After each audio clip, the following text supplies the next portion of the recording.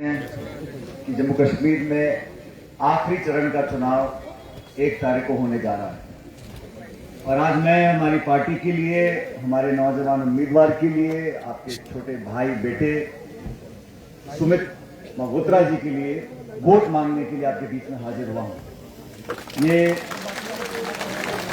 उधमपुर के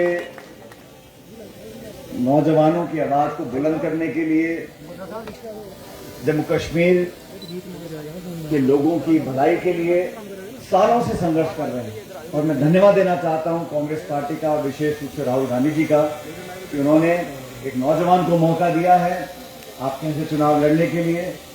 मैं अभी इनका भाषण सुन रहा था, जिस उत्साह से, जिस जोश से अपनी बात को उन्होंने रखा, उसे देखकर साफ है कि सालों का जो संघर्ष है जनता के लिए, लोगों के लिए, अपनों के लिए, आप सब लोगों के लिए जो लड़ाई लड़ी है, संघर्ष किया है, उसका इनाम आप लोग दोगे और 1 तारीख को हाथ के निशान पर बटन दबाकर आप सुमित जी को विधानसभा भेजेंगे, ऐसा मुझे पूरा विश्वास है। साथियों, अभी वानी साहब भाषण दे रहे थे, बाकी लोग बातें कर रहे थे और मुझसे बेहतर आप लोग जानते हो कि इस सूबे में, जम्मू कश्मीर में पिछले 10 साल से क्या हुआ, क्या नहीं हुआ। अभी लोकसभा के चुनाव हुए, 4 जून को परिणाम आए और वो लोग जो बड़े पदों पर बैठे हैं ये दावा करते थे कि 300 पार, 400 पार, 500 पार।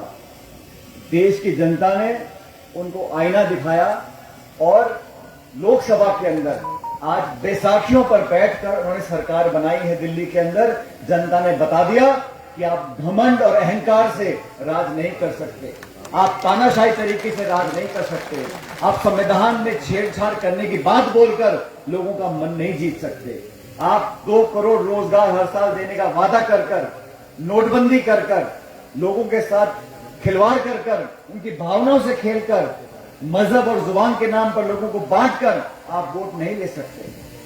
आप इस देश में किसान की, नौजवान की, विकास की, उद्योग की, निवेश की, सड़क की, बिजली की, अस्पताल की बातें करो, आप अपनी रिपोर्ट कार्ड दिखाओ, लेकिन आप मंदिर के नाम पर, मस्जिद के नाम पर, हिंदू के नाम पर, मुसलमान के नाम पर लोगों को बांटकर अगर राज करना चाहते हो तो मुल्क इस बात को बर्दाश्त नहीं करने वाला है। मैं तो धन्यवाद देना चाहता हूं माननीय सुप्रीम कोर्ट का। सुप्रीम कोर्ट का आदेश था, सरकार को सख्त शब्दों में कहा कि आपको जम्मू कश्मीर में चुनाव कराने पड़ेंगे 30 सितंबर से पहले, तब जाके सरकार ने मजबूर यहां चुनाव कराया, नहीं तो उनको जमहूरियत में विश्वास नहीं है। बिना चुनाव लड़े, बिना वोट पाए अगर राज करने का मौका मिल रहा है तो लोगों के पास क्यों जाना? आपने यहां गवर्नर्स रूल लगा रखा है, आप पिछले पर्दे के पीछे से राज कर रहे हो। दिल्ली में आपका शासन है, जम्मू श्रीनगर में आपका शासन है, आपको क्या जरूरत है लोगों की वोट की? सुप्रीम कोर्ट ने कहा कि चुनाव कराना पड़ेगा, तब जाके चुनाव हो रहा है। और इस चुनाव में अब तक जो 2 फेज की पोलिंग हुई है, उसे देखकर बिल्कुल साफ हो गया कि जम्मू कश्मीर के लोगों ने मन बनाया है कि कांग्रेस और अलायंस की सरकार यहां बनने जा रही है। जब सरकार बनेगी और उम्मीदवार भी आपके अलायंस का होगा, तब आपके क्षेत्र में विकास हो सकता है। जिन लोगों को आपने पहले मौका दिया, वो बिना चुने हुए भी बड़े बड़े घोटालों को अंजाम दे रहे हैं और ये नौजवान आपके लिए संघर्ष कर रहा है। आज मैं बीजेपी के लोगों से पूछना चाहता हूं, आपने देश में सरकार चलाई 10 साल, आपने बहुत सारे वादे किए थे।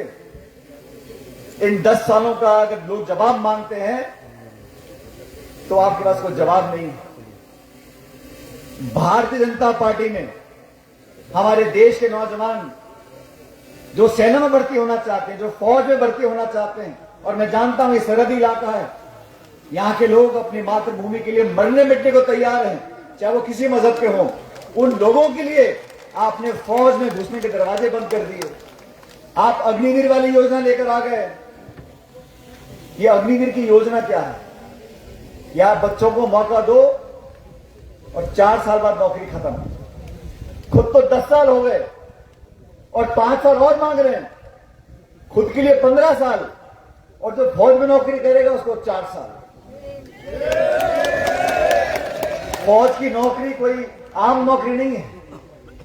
अपनी जान की कुर्बानी देने के लिए जो नौजवान वर्दी पहनता है उसमें एक जज्बा होता है, जज्बात होते हैं। अपनी मिट्टी के लिए जान कुर्बान करना हर एक के बस की बात नहीं है। जो लोग उसमें जाना चाहते हैं उनके आप दरवाजे बंद करना चाहते हो। लोगों के साथ खिलवाड़ करना,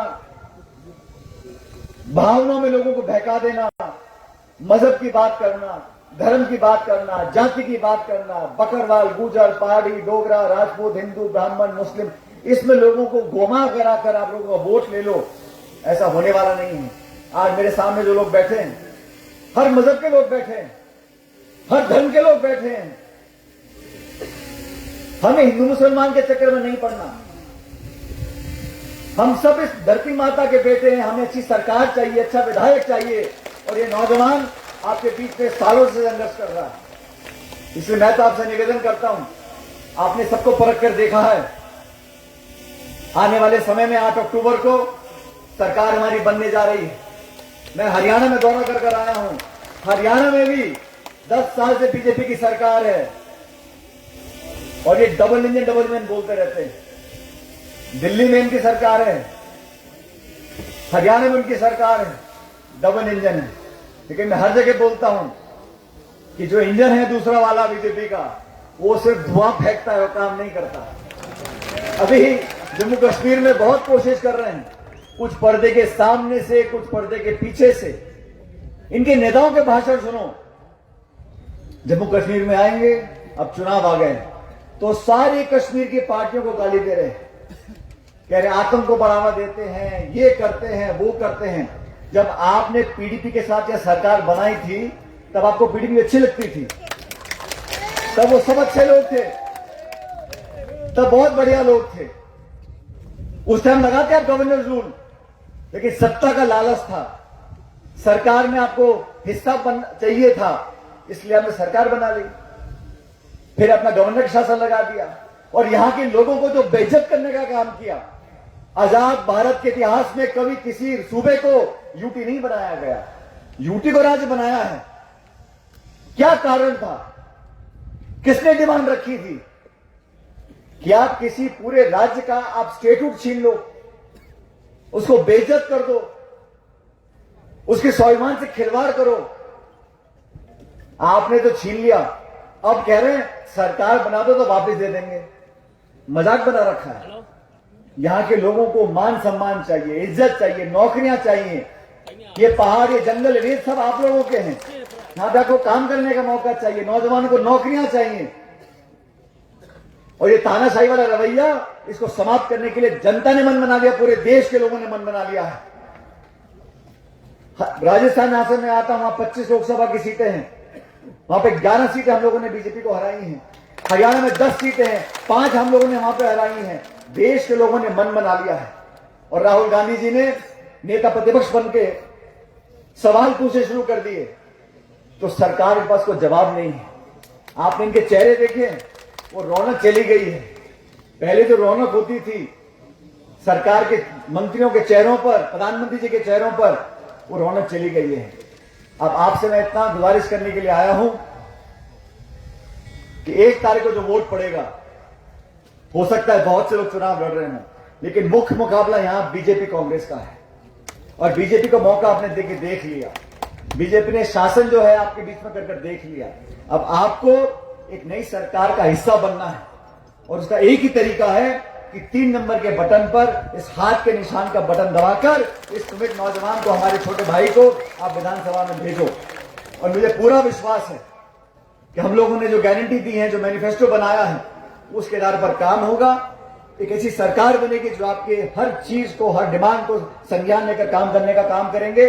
और ये नौजवान विधानसभा में आपकी मजबूत आवाज बनकर आगे काम करेगा। मैं तो इस मौके पर इतना बोलना चाहता हूं, इस विधानसभा क्षेत्र में हर जाति, हर समाज के लोग हैं और मजहब नहीं सिखाता आपस में बैर रखना। हिंदी है हम, हिंदुस्तान हमारा, इस बात को हमें याद रखना है।